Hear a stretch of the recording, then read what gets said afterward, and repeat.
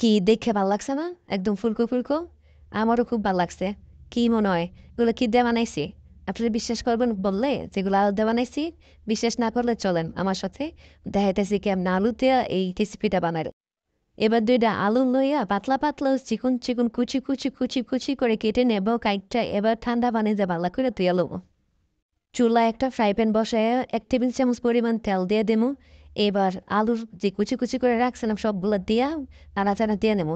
নাড়াচাড়া দিয়া এবার 1/4 চা চামচ গোলমরিচের গুঁড়া, 1/4 চা চামচ লাল মরিচের গুঁড়া, 1/2 চা চামচ লবণ দিয়া ভালোভাবে মিক্স করে নেবো। ভালোভাবে সিদ্ধ হয়ে গেলে এবার উঠিয়ে নেবো। নিয়ে ৫০ গ্রাম কর্নফ্লাওয়ার ৫০ গ্রাম পরিমাণ আলুর পাউডার দিয়ে দিলাম। আলুর পাউডার দিয়ে এবার হাত দিয়ে ভালোভাবে চটকে মটকে নেবো। মথমে গেলে এবার একটা পুলি ব্যাগের ভিতরে লইয়া নেবো। পুলি ব্যাগের ভিতরে এবার ভালো করে ছড়াইয়া দিই হাত দিয়ে চেপা চেপা।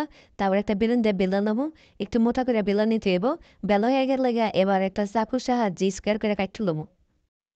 চুলায় একটা ফ্রাই প্যান বসিয়ে দিয়ে তাতে পর্যাপ্ত পরিমাণ তেল দিয়ে গরম করে লবো। এর ভিতরে এই স্কোয়ার শেপের আলু যেটা বানাইছিলাম এটা দিয়ে দিলাম। হালকা আছে এটা বাঁচতে থাকবো। তারপর একটু ডিউ ডিউ দিয়ে দিব যেন একটু জিনিসটা ফুলা যায় আর কি। ফুলো হয়ে গেলে এবার এই পিটুপুট করে ভালো করে বাচ্চা নিলে হয়ে গেল আমার মজাদার এই চার করে আলুর এই কি করে আমি নিজেও জানি না, তবে খাইতে অসম্ভব ভালো লাগে। আপনারা বাসা বানিয়ে ট্রাই করে দেয়। ধন্যবাদ এতক্ষণ আমার সাথে থাকার জন্য।